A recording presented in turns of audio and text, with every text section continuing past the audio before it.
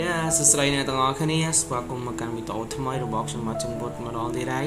មិនឲ្យមួយរយៈនេះសុខសប្បាយអត់អ្នកទាំងអស់គ្នាឥ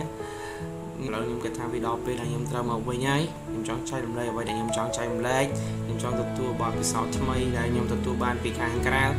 មួយរយៈកន្លះឆ្នាំនេះតែខ្ញុំទទួលបានអីខ្លះក្រោយពីប្រឡងចប់បាក់ឌុបហើយខ្ញុំមានចំណេះដឹងអីដើម្បីមកចែករំលែកបន្ថែមខ្ញុំគួរតែដល់ពេលដែលខ្ញុំត្រូវមកធ្វើវាម្ដងទៀតដើម្បីចែករំលែកពីចំណេះដឹងទូទៅទាំងផលប្រយោជន៍ល្អនិងជាចំណេះដឹងជួយទៅដល់អ្នកទាំងអស់គ្នាក្នុងការសិក្សារៀនសូត្រឬជាទទួលបាននូវគំនិតថ្មីផងដែរអញ្ចឹងកុំភ្លេចជួយតាមដានឬជាជួយ like និង share វីដេអូរបស់ខ្ញុំក្នុងការជាកម្លាំងចិត្តមួយដែរខ្ញុំធ្វើវីដេអូនេះមិនមែន sponsor ពីណាគេឬក៏ធ្វើទៅបានលុយពី